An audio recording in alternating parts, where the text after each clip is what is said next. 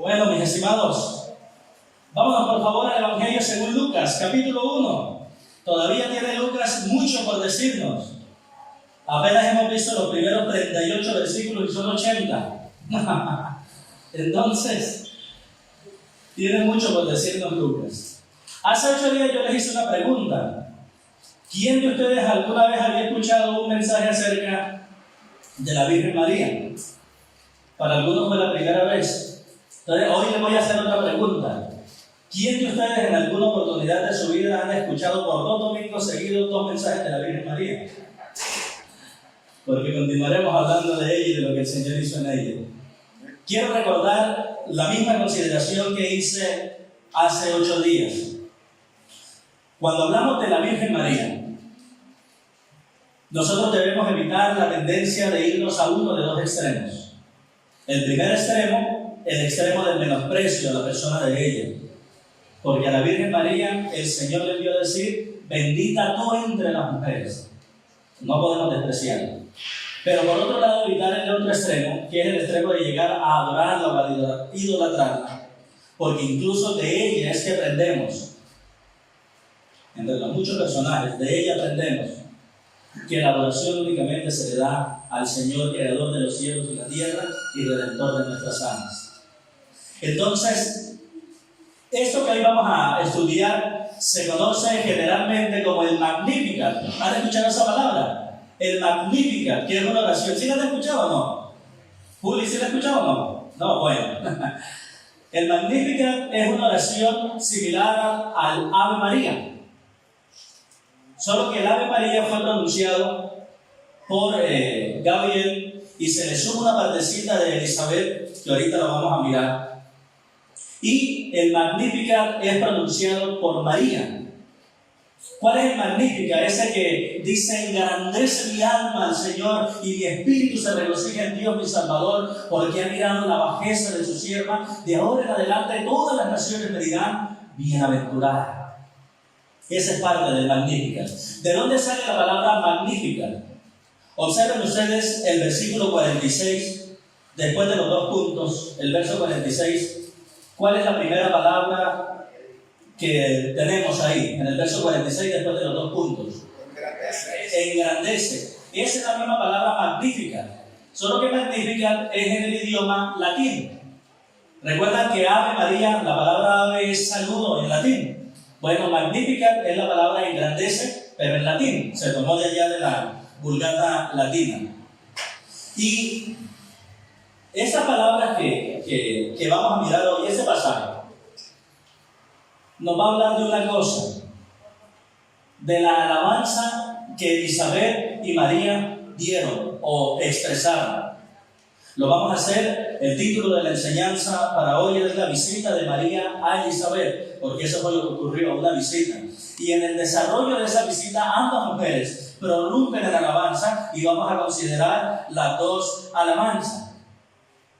Y una lección muy importante para el día de hoy es que la alabanza a Dios resulta de su control en nuestra vida. ¿Qué quiero decir cuando digo que la alabanza a Dios resulta del control que Él hace en nuestra vida?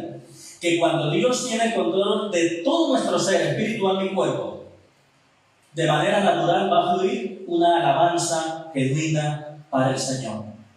Entonces, el pasaje está muy fácil de distribuir, porque en los primeros versículos está lo que dijo Elizabeth y en la segunda parte lo que dijo María. Así de sencillo. Son nada más 2 puntos para hoy. Miren, miremos por favor que, por ejemplo, dice el versículo 42 hablando de Elizabeth: y exclamó a gran voz y dijo. Entonces vamos a analizar lo que dijo Elizabeth. Y miren ustedes que el versículo 46 expresa: entonces María dijo. De ahí en adelante vamos a mirar lo que dijo María. 2 cositas, 2 puntos principales para hoy. Vamos a considerar el primero de ellos, lo que dijo Elizabeth. Eso, lo que dijo Elizabeth, desde el verso 39 al 45. Lucas nos introduce en esa historia con 2 versículos que no podemos dejarlos pasar por alto. 39 y 40 dice así: en aquellos días, levantándose María, fue deprisa a la montaña, a una ciudad de Judá, y entró en casa de Zacarías y saludó a María. Miren, ¿por qué es tan importante este inicio que nos relata Lucas? Recuerden que ¿qué había acabado de ocurrir? Que terminó en el verso 38 y lo miramos hace 8 días. ¿Qué había acabado de ocurrir en María? ¿Qué le acababa de pasar a María? Que el ángel le había dicho que el Espíritu Santo iba a venir sobre ella y ella iba a quedar embarazada. Entonces María, a una de las cosas, de las muchas cosas que se exponía, era la que a ella la tildaran de haber adulterado, de haber fornicado. Pero ella se desplaza a esa ciudad de Judá. Ella se desplaza a esa mujer Elizabeth porque fue el único lugar que existía en todo el mundo donde ella iba a ser comprendida y donde no iba a ser juzgada. ¿Por qué razón? Porque allá estaba Elizabeth, una viejita, estéril, que ya había cesado la costumbre de las mujeres y también estaba embarazada por intervención del Espíritu Santo. Obviamente, en este caso sí, utilizando a Zacarías, ¿no? Un nacimiento natural. Ya en el caso de Elizabeth fue la reactivación de la parte productiva.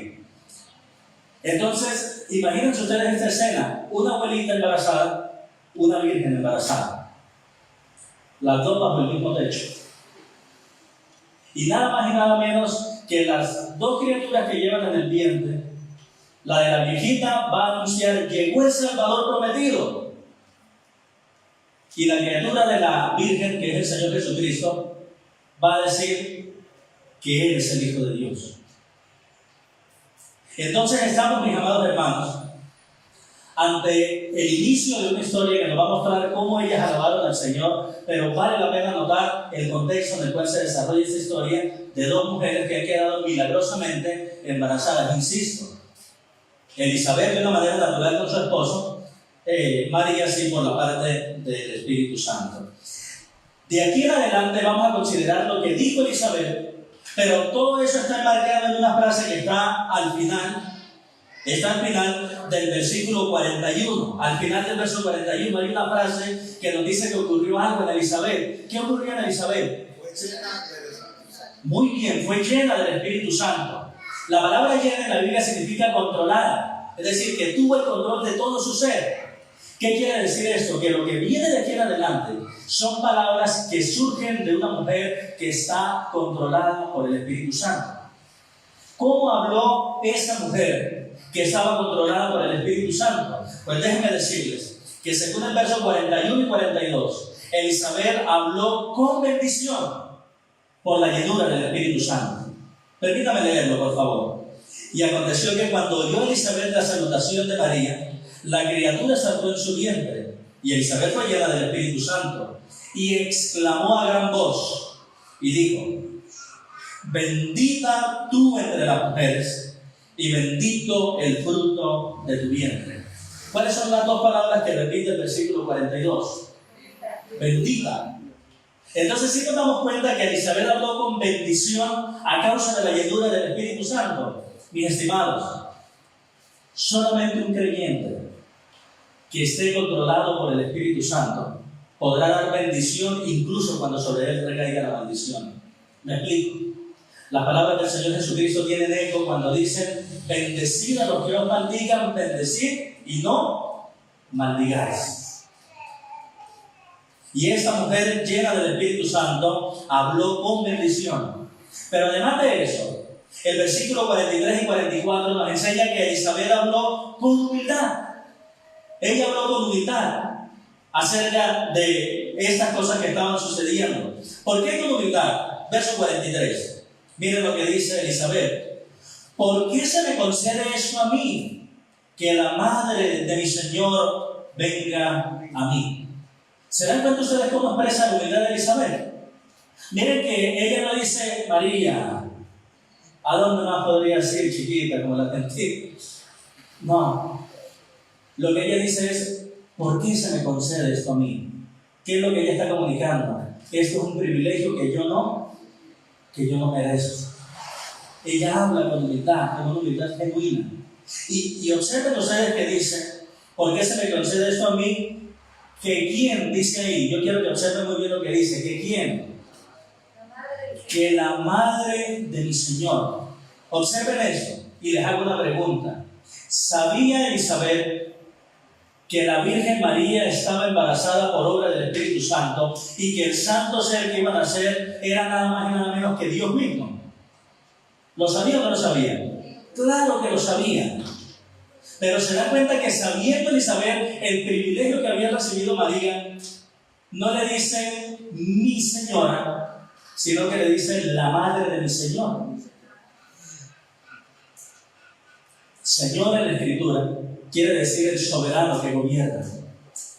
Entonces lo que está haciendo Elizabeth es reconociendo a María, ese ser que tú tienes en el vientre, por supuesto que es humano porque se está formando, pero también es mi Señor, mi gobernador, mi sustentador, el creador de los cielos y la tierra.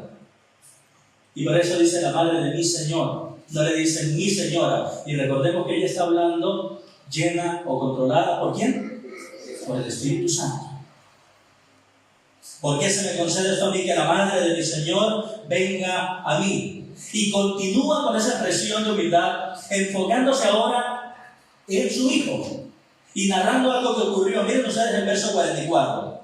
Porque tan pronto como la voz de tu salutación, es decir, de tu saludo, porque tan pronto como llegó la voz de tu salutación a mis oídos, la criatura saltó de alegría en mi vientre.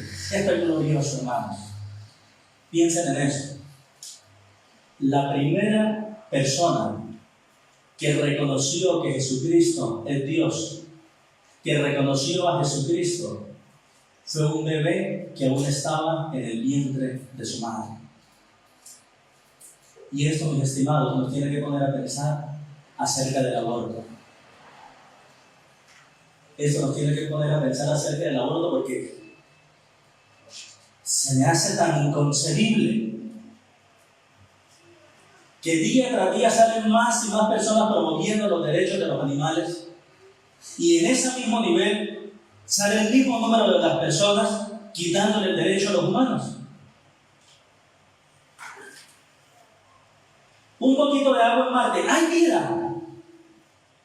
Un feto en el vientre de una mamá, eso es un costal de huesos. Mis estimados, yo no he visto el primer costal de huesos que salte, ni tampoco he visto el primer costal de huesos que le dé alegría. Y la palabra nos dice que Juan el Bautista, estando en el vientre de Elizabeth, saltó. Y para que no quedara duda de que fue una contracción involuntaria, aclara Lucas, saltó de alegría. Recordemos qué profesión tenía Lucas, el escritor de ese evangelio. ¿Cuál era la profesión de él? Médico. No está hablando cualquier ignorante por ahí. Un médico. Está diciendo y reconociendo, la criatura saltó del vientre de su madre. Y esa palabra criatura que aparece acá es la misma palabra que en Lucas 2:12 le dan los ángeles como señal a los pastores que están ahí. Le dice, vayan allá cuando nació el Señor Jesús y hallarán al niño envuelto en pañales. ¿Lo recuerdan? La palabra criatura de acá es la misma palabra niño de allá. Y es la misma palabra que en Lucas 18:15 se dice que los niños se acercaban a Jesús para que Él los bendijera. Cuando Él les dijo, dejad a los niños venir a mí. ¿Lo recuerdan? Es la misma palabra, el mismo término. ¿Qué indica eso? ¿Por qué se escoge la misma palabra para un bebé que está en el vientre, para un bebé que acaba de nacer y para un bebé que ya camina y que se quiere acercar al Señor Jesús? Para enseñarnos algo obvio, pero que se nos ha olvidado en nuestros días. La vida no depende de si la persona está en el vientre o fuera del vientre. La vida depende de que ya se unió el espermatozoide con el óvulo y de ahí en adelante la vida es santa. Estaba averiguando un poquito eso y quise, según las cifras oficiales, una página que se dedica a esto, a llevar estadísticas de cuántos abortos se dan a nivel mundial. Me sorprendió, porque hermanos, estamos ante el mayor holocausto de toda la época. Es decir, no hay ninguna guerra, ni la primera ni la segunda guerra mundial, que iguale la cifra de muertos, humanos muertos en el vientre de su madre. Según esta página, en el 2019 se registraron 75 millones de abortos en un solo año. Haciendo la conversión, eso da más de 2 abortos por segundo. ¿Entendemos lo que eso significa, hermanos? 1, 2, 3, 4, 5. Ya murieron 10 bebés en el vientre de su madre. Por eso es muy importante que nosotros miremos la vida como la describe la palabra del Señor y no como las corrientes filosóficas la quieren presentar. Y como cristianos, siempre deberemos ser pro vida, sin excepción. Algunos me dicen, ¿y los niños que vienen enfermos? Y yo les digo, si el Señor envía un niño con una capacidad especial, de la misma manera le va a dar una capacidad especial a los padres para sobrellevarlo. Sin embargo, yo quiero decirles, si alguno de ustedes se ha visto involucrado en el aborto o ha llegado a considerar la opción de abortar, quiero recordarles algo. Por ese pecado también murió Jesucristo. Y la gracia del Señor también perdona ese pecado. De manera que si tú has estado involucrado en un pecado como este, de asesinar a un humano en el vientre de la madre, pero te arrepientes, tienes perdón de Dios. Recordemos, hermanos, que hay que tener cuidado con la comunicación. No es interrupción del embarazo, es asesinato de una persona. Recordemos. Eso está hablando María, Elizabeth, y describe cómo Juan el Bautista, estando de 6 meses de gestación, recuerden ustedes, de 6 meses, saltó de alegría. Luego de haber considerado que Elizabeth habló con bendición, habló con humildad, también es necesario mirar que en el versículo 45 notamos que Elizabeth habló con fe, por la misma llenura del Espíritu Santo. Elizabeth habló con fe. ¿Por qué con fe? Verso 45. Y bienaventurada la que creyó, porque se cumplirá lo que le fue dicho de parte del Señor. Bienaventurada. Miren, la palabra bienaventurada se utilizaba en el primer siglo y en esa época para describir 2 cosas. La condición de aquellos ricos que no les hacía falta nada. Y la segunda, la condición de los dioses del Olimpo que tenían todo lo que querían. Es decir, que la palabra bienaventurada, lo que nos quería, la idea que quiere comunicar es la de una persona que no le hace falta nada. Y por estar completo, por estar satisfecho, por estar total, es feliz. Por eso, pero viene aquí lo interesante. El versículo 45 nos dice, y bienaventurados los que tienen todo. ¿Sí es eso que dice? No, de pronto dice otra cosa. Y bienaventurados los millonarios. Tampoco dice eso. A ver otra vez. Y bienaventurados los que tienen todos sus caprichos. ¿Quién es la bienaventurada? La que creyó. ¿Por qué razón? Porque según la epístola a los Colosenses, todo aquel que está en Cristo está completo en Él. No nos hace falta nada. Estimada dama, bienaventurada la que creyó.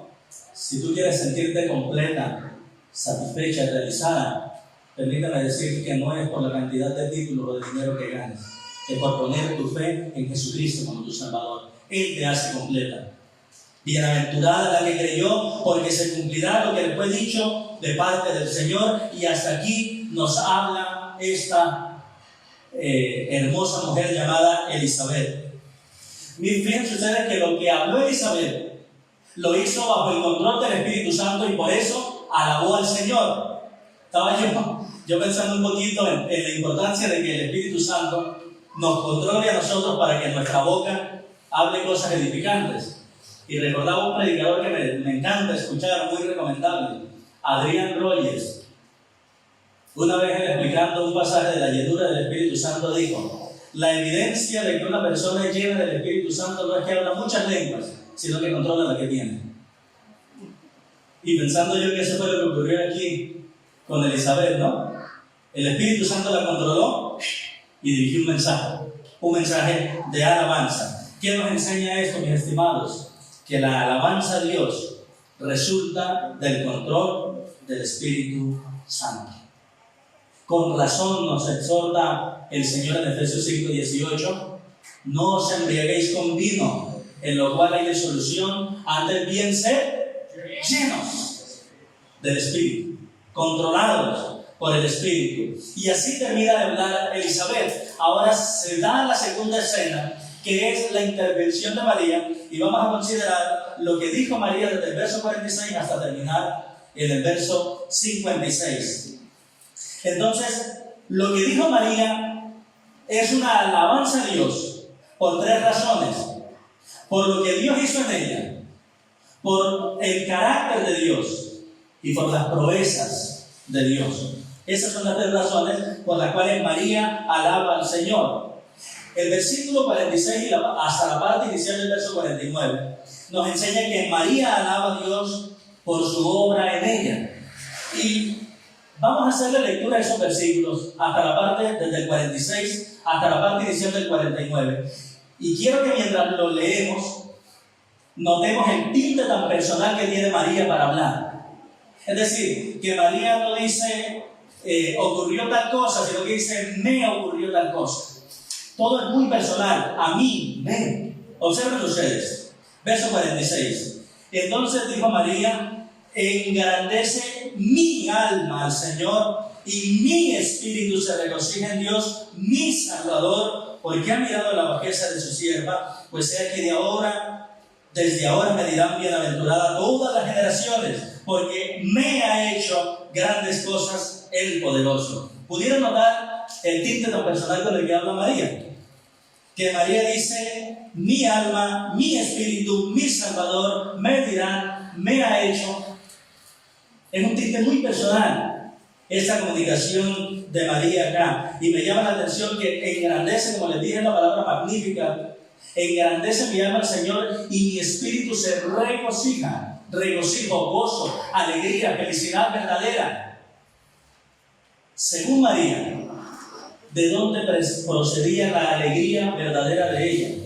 ¿De dónde procedía la felicidad profunda que ella tenía? Versículo 47. ¿De dónde? ¿De dónde procedía? ¿De dónde? Mi espíritu se regocija. ¿De dónde procedía entonces la alegría profunda de María? De que Dios era su Salvador. Y notemos que no dice Dios el Salvador.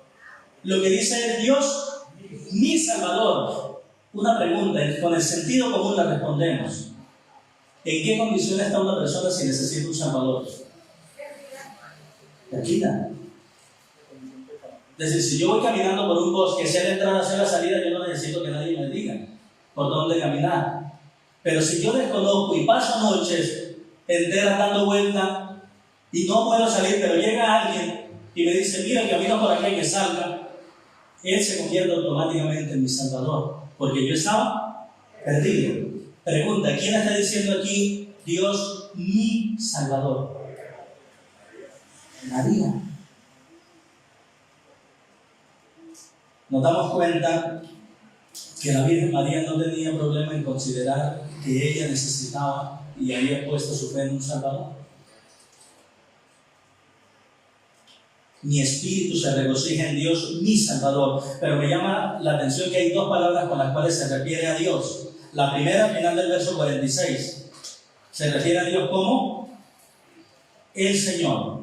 Y la segunda, al final del verso 47, se refiere a Él como Salvador. Miren, Salvador Señor, Salvador Señor.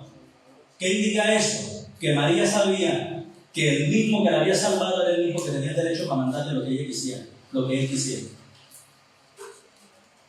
Es decir, mis hermanos, Salvador quiere decir que tengo a alguien que me rescató. Señor quiere decir que tengo a alguien a quien obedecer.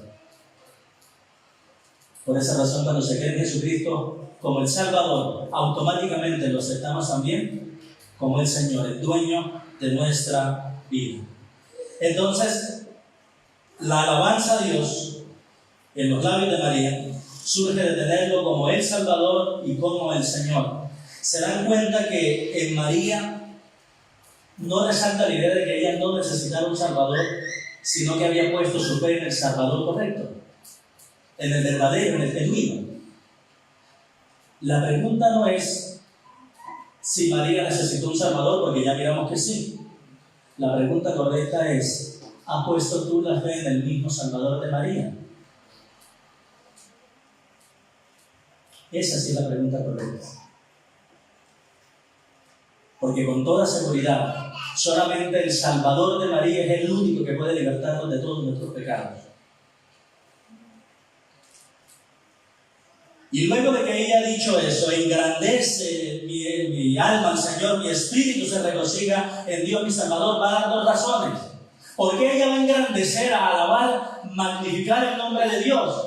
¿Y por qué razón ella va a regocijarse en el Señor? Miren que el verso 48 empieza con una palabra: ¿por qué? Y el verso 49 empieza con la misma palabra: ¿por qué? Y cuando tenemos por qué, quiere decir que se nos va a dar la explicación. ¿Por qué razón María se sentía así? Verso 48: porque ha mirado la bajeza de su sierva. A mí me llama la atención que no dice porque yo soy la madre de él, sino que dice porque ha mirado la bajeza ¿de quién? La palabra mirar que se traduce ahí no es observar. La palabra mirar que aparece ahí es prestar atención o tomar en cuenta. ¿Qué es lo que hay en la mente y en el corazón de María? Yo soy demasiado pequeña ante esa grandeza indescriptible de Dios, y Él se dignó a poner sus ojos en mí. Por eso dice: ha mirado la bajeza de su sierva, que como lo traduce la diosa habla hoy, una traducción muy bonita, lo traduce como, se me perdió que lo tenía por acá. No, así. Ha mirado la condición humilde. Es la idea. Ha mirado la condición humilde de su sierva. Es la idea que va a comunicar ahí. Y la segunda, el segundo porque, miren el 49. Porque me ha hecho grandes cosas el poderoso. ¿Cuáles grandes cosas le había hecho el poderoso a ella? Escogerla, un milagro como un embarazo y todas las demás cosas.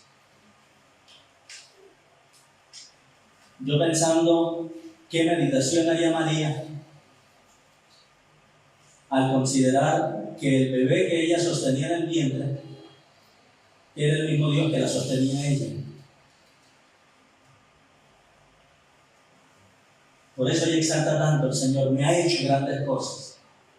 Entonces hasta aquí describe María lo que Dios le hizo a ella, a favor de ella, personal. Ahora pasa a describir el carácter de Dios. Entonces María alaba al Señor precisamente por eso, porque el Señor tiene un carácter único. Miren en la parte final del verso 49, termina dándonos una descripción del Señor. ¿Cómo es?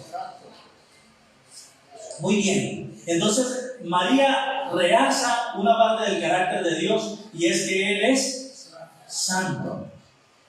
Vamos a entender eso. Santo es su nombre. La palabra nombre, yo quiero que le presten mucha atención a esto, porque es maravilloso poder considerarlo. La palabra nombre en la Biblia no describe tanto a cómo se llama una persona, sino a cómo es una persona. ¿Qué quiere decir eso? Que no es tanto, la palabra nombre no apunta tanto a la identificación de una persona, sino al carácter de ella. Entonces María está diciendo: santo es su nombre. Lo que está diciendo es: santo es su carácter, su modo de ser, lo que Él es santo. Pero ¿qué significa ahora la palabra santo? ¿Que la entendemos, por supuesto, como algo apartado? Claro que sí. Si lo miramos con relación a Dios, que Él no tuvo ninguna relación con el pecado, claro que sí. Pero hay una idea primaria de santo que yo quiero que ustedes tengan presente de hoy en adelante. Y es que la idea primaria de santo es que es único. Miren, lean ustedes o presten atención todas las veces que encuentren la palabra santo en la Biblia para referirse a Dios. Y se darán cuenta que en este pasaje va a mostrar que Dios hace una cosa que solamente Él puede hacer de esa manera. Que solamente Dios logra hacerlo. Entonces, cuando dice la Biblia que Dios es santo, lo que nos quiere decir es que Dios es como el sol para nosotros. ¿Cuántos soles tenemos en nuestro sistema, en el nuestro? Uno. Eso es lo que quiere decir María cuando dice la palabra, cuando dice que Dios es santo. Quiere decir que Dios es único. Y saben, mis hermanos, que una de las cosas en las cuales Dios es único es en lo relacionado al perdón de nosotros. Y eso a mí me encanta. Tomemos las palabras del profeta Miqueas para ilustrarlo. Capítulo 7, versículo 18 al 20. Miren que inicia, diciendo 4 palabras. ¿Qué Dios como tú? ¿Qué comunican solo esas 4 palabras? ¿Qué comunican esas 4 palabras nada más? ¿Qué Dios como tú? No hay otro, tú eres único. ¿En qué Dios único? Miren lo que dice el profeta Miqueas. ¿Qué Dios como tú que perdona la maldad? ¿Qué Dios como tú que olvida el pecado del remanente de su heredad? ¿Qué Dios como tú que no retuvo para siempre su enojo? ¿Qué Dios como tú que se deleita en misericordia? Por eso Él volverá a tener misericordia de nosotros. Sepultará nuestras iniquidades y echará en lo profundo del mar todos nuestros pecados. ¿Qué Dios como tú que cumplirás la verdad a Jacob y a Abraham la misericordia que juraste a nuestros padres desde tiempos antiguos? Según Miqueas, Dios es único ¿en qué? En perdonar. No hay nadie que perdone como Dios. Porque cuando Dios perdona, todos, no parte, todos los pecados son borrados. La cuenta queda en cero. Y la persona puede con toda confianza presentarse al Señor, sabiendo que Él lo va a recibir. Y yo quiero decirte, querido amigo, a partir de este mensaje, el pecado que tú hayas cometido, cualquiera que sea, si vienes por la fe a Jesucristo para que Él te perdone, todos tus pecados te serán perdonados. ¿Por qué razón? Porque Dios es santo. ¿Qué quiere decir? Porque Dios es único y no hay nadie que perdone como Él perdona. Por eso puedes venir a Él con confianza y recibir el perdón de tus pecados. Pero aparte de que Dios es santo, el verso 50 termina diciéndonos que también se resalta su misericordia. Porque ¿cuánto dura la misericordia de Dios? De generación en generación. ¿Y para quién es esa misericordia? Para los que le temen. Entonces María alaba a Dios por su carácter, ¿verdad? Ya miramos cómo María alaba a Dios por lo que hizo en ella, cómo María alaba a Dios por el carácter del Señor, pero también, mis estimados, es necesario decir que María alaba a Dios por sus proezas. Verso 51. Hizo proezas con su brazo. ¿Qué significa la palabra proezas? Significa milagro, significa poder manifiesto de Dios. Es decir, un hecho de Dios que es grandísimo, que es poderosísimo, que es llamativo, que no puede pasarse por alto. Entonces, desde ahí viene un punto y coma, y después del punto y coma va a comenzar María a describir 3 proezas que hizo el Señor. La primera proeza de esa la encontramos en el verso 51. ¿Qué hizo? Esparció a los soberbios en el pensamiento de sus corazones, que quiere decir que deshizo los planes de los orgullosos. Esa es la primera proeza del Señor. Piensen ustedes, por ejemplo, en el orgulloso Nabucodonosor, que se sienta a ver su palacio y dice: ¿no es esta la gran Babilonia que yo edifiqué para gloria de mi nombre?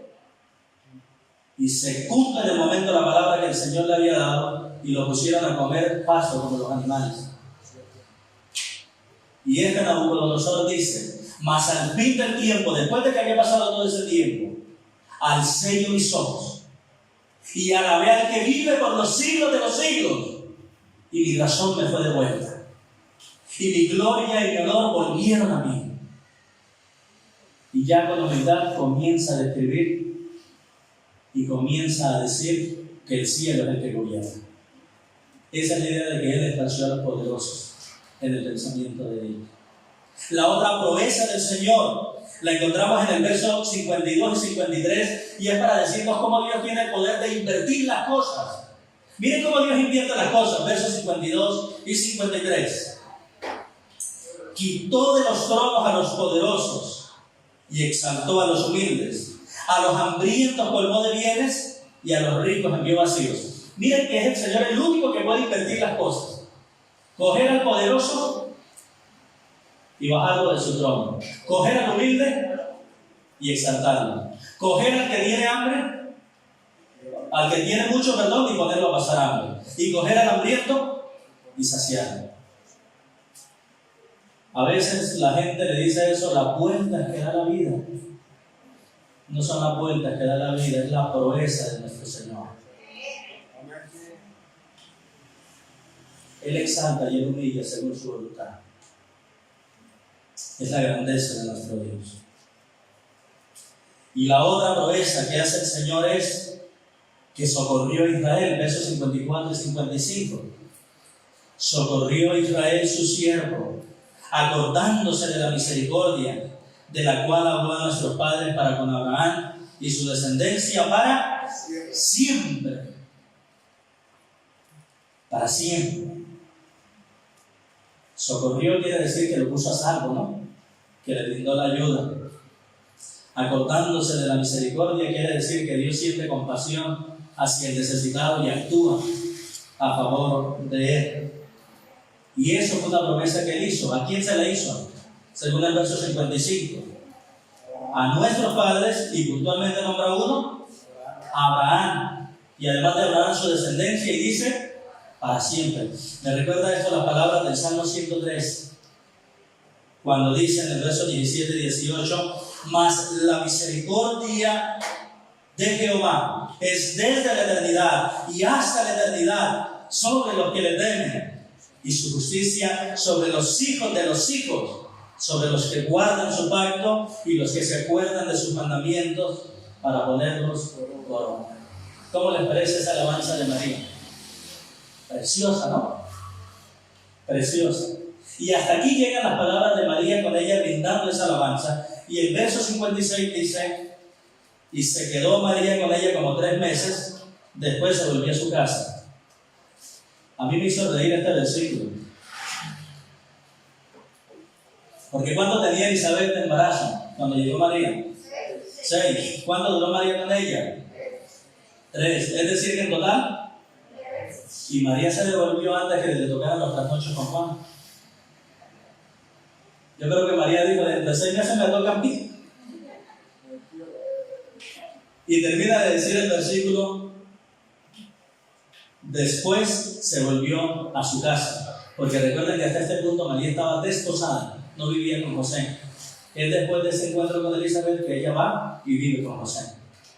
Es después de ese encuentro, recuerden que ella recién había pasado, no se va a notar nada. Ya a los 3 meses ya la cosa comienza a notarse un poquito la barriguita, 4º mes, 5º mes, que es ahí donde José quiere dejarla, pero interviene el Señor y José la recibe. Es en ese punto. Quiero llamar la atención a algo. Esta expresión de alabanza de María está llena de alusiones al Antiguo Testamento. Si ustedes quieren leer un pasaje paralelo al que dijo María, en sus casas lean el primer libro de Samuel 2, que es la oración de Ana. Y se darán cuenta que lo que dijo María tiene muchísima similitud con lo que dijo Ana. Y precisamente la alabanza de Ana, la oración de Ana, fue por el embarazo que tuvo después de mucho tiempo. Y esta alabanza que da aquí María también es a causa del embarazo. Aproximadamente María cita en esas palabras que acabamos de estudiar un poco, cita 15 pasajes del Antiguo Testamento. 15. Entonces aquí yo les formulo una pregunta. Según las palabras de nuestro Señor Jesucristo, ¿qué es lo que habla la boca? Lo que hay en el corazón. Entonces, si María habló dando toda esa cantidad de citas del Antiguo Testamento, ¿qué había en el corazón de María? La palabra de Dios. Y fue esa palabra de Dios que la controlaba, que la guiaba, que la dirigía, que la iluminaba. Fue esa palabra de Dios la que le permitió darle una alabanza verdadera al Señor. Por eso podemos concluir diciendo en este punto que la alabanza a Dios resulta del control de su palabra. Mi estimado hermano, yo le quiero invitar lean, mediten, memoricen, enseñen y obedezcan la palabra del Señor. Pero que el conocimiento del texto que usted va a adquirir día tras día tenga un solo fin: conocer más al autor de las Sagradas Escrituras. Y que la información que usted obtenga de ahí lo conduzca cada día más a una vida de piedad, a una vida de devoción al Señor. El objetivo de estudiar la Biblia no es llenarse de información. La información es el medio. Y ese medio nos tiene que llevar a un fin: adorar y exaltar el nombre de aquel que nos amó y nos salvó. Dense cuenta ustedes que Elizabeth habla siendo controlada por el Espíritu Santo. María habla siendo controlada por la palabra de Dios. Por esa razón ambas pudieron alabar al Señor. Y es necesario que Dios controle la vida del creyente para que podamos alabarle. Y esta, hermanos, es la gran lección que nos deja este pasaje que yo quiero dejar para ustedes.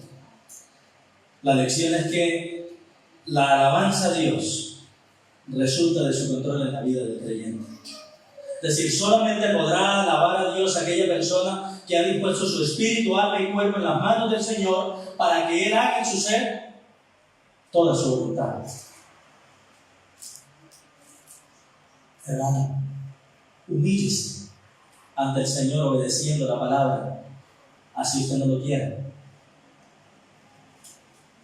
Maridos, amad a vuestras mujeres. Esa es la voluntad del Señor. Obedezcan. Mujeres, están sujetas a vuestros maridos. Esa es la voluntad del Señor. Obedezcan.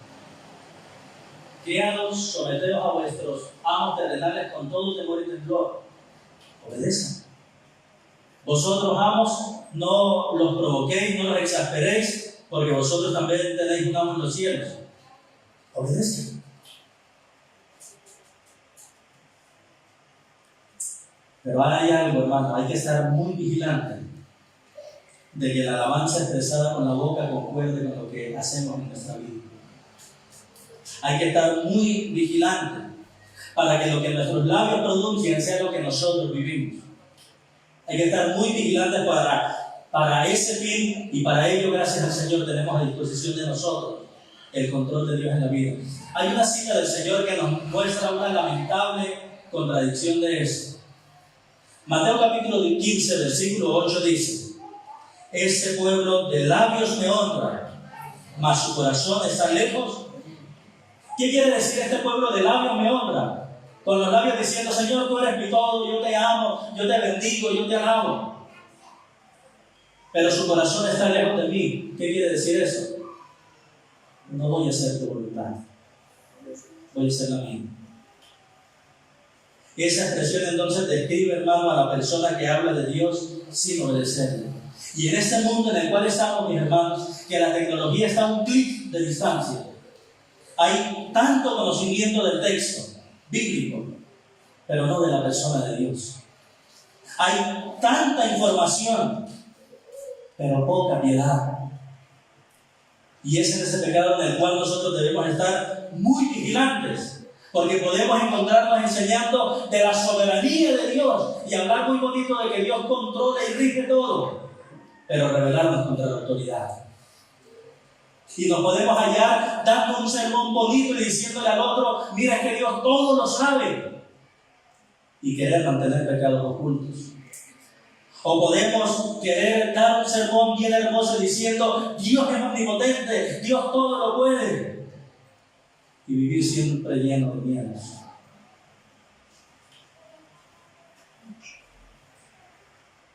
Creo que hacen eco las palabras del Señor con la cual terminó o dio la parte final del Sermón del Monte. Mateo capítulo 7, verso 21 al 23. No todo el que me dice, oigan bien esto, el que me dice: Señor, Señor, que entrará en el reino de los cielos, sino el que hace la voluntad de mi Padre que está en los cielos. Muchos me dirán en aquel día: Señor, Señor, no profetizamos en tu nombre, y en tu nombre echamos fuera demonios, y en tu nombre hicimos muchos milagros. Y entonces les declararé: nunca os conocí, apartados de mí, hacedores de maldad. ¿Se dan cuenta que 2 veces se conjuga el verbo decir y 2 veces el verbo hacer? Y este texto nos tiene que poner a pensar a nosotros muy seriamente, a nosotros los que estamos acá, a ustedes los que están allá a través de Facebook, que este texto no está inspirado en unas personas que están lejos de la vida de Dios y sin ninguna relación con la iglesia. Este texto está inspirado en personas que van a la iglesia. ¿Por qué lo sabemos? Miren lo que dice ahí: en tu nombre hicimos esto, en tu nombre hicimos esto, en tu nombre hicimos esto. Había una aparente relación con Dios y muchos querían decir: qué manera como lo utiliza el Señor. Él ora y los demonios se van. Él ora y los enfermos se sanan. Él ora y los muertos resucitan. Sin embargo, pueden haber toda esa serie de milagros y no conocer al Señor. Por eso el Señor termina diciendo: nunca os conocí. Y ahí conocer no quiere decir que Dios no sabía de la existencia de ellos. Quiere decir: yo no tuve intimidad contigo. Y la repetición que ellos le dan: Señor, Señor, es porque es un énfasis. Cuando en la Biblia se repite Señor, Señor, es porque hay un grado de intimidad. Como cuando vino María y el Señor no le dijo: María, estás muy turbada. Marta, perdón, está muy turbada con tantos quehaceres. Si recordamos, el Señor le dice: Marta, Marta. Y si hemos leído ese pasaje, lo describe que ellos eran amigos. Porque la repetición de la palabra denotaba un grado de intimidad, de amistad. Entonces, lo terrible de este pasaje es que son personas que se mueren creyendo que conocen a Jesucristo. Y al final escuchan: nunca os conocí, apartados de mí. ¿Y cuál es la clave? Hacedores de maldad. Es muy frecuente que las personas se pregunten, me hagan una pregunta: Pastor, ¿cómo sé yo si tengo la fe correcta? Y esta semana me lo acaban de hacer.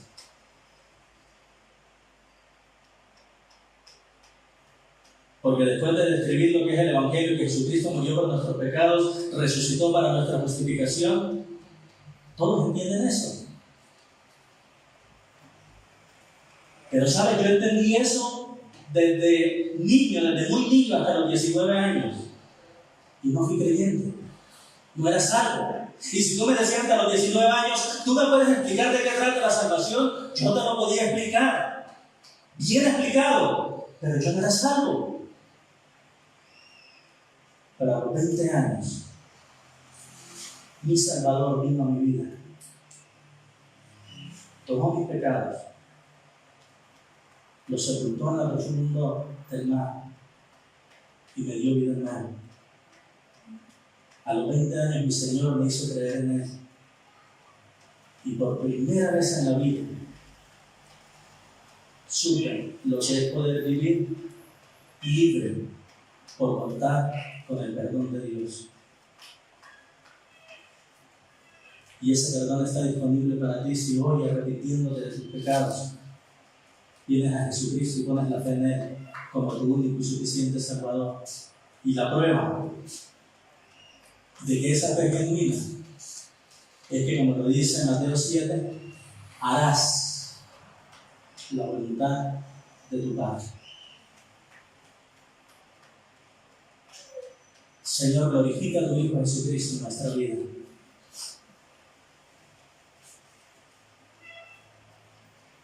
Para que podamos rendir alabanza verdadera a ti. Glorifica a tu Hijo Jesucristo al llevarnos a los creyentes a una vida de santidad, de devoción, de compromiso y de servicio a ti. Glorifica a tu Hijo Jesucristo al conceder salvación a aquella persona que aún no ha creído en Él como su Salvador. Padre, tú tienes poder de hacerlo porque para ti no hay imposible. El verso 37 de Lucas 1 nos dice: nada es imposible para Dios, y lo creemos. Porque tú, que mandaste que de las tinieblas resplandeciese la luz, es el que has hecho resplandecer a Jesucristo en nuestra vida. Y por eso te pedimos que lo hagas en la vida de aquellos que aún están en la oscuridad. Tu Hijo Jesucristo no vino a buscar lo que estaba en su lugar, sino lo que se había perdido. No vino a sanar lo que estaba sano, sino lo que estaba enfermo. Y no vino a llamar justos, sino pecadores al arrepentimiento. Señor, que tu Espíritu Santo produzca vida en aquellos que aún no te conocen, para que se unan a nuestra voz y podamos exaltarte desde aquí y por toda la eternidad. Bendito sea tu nombre. Amén y amén.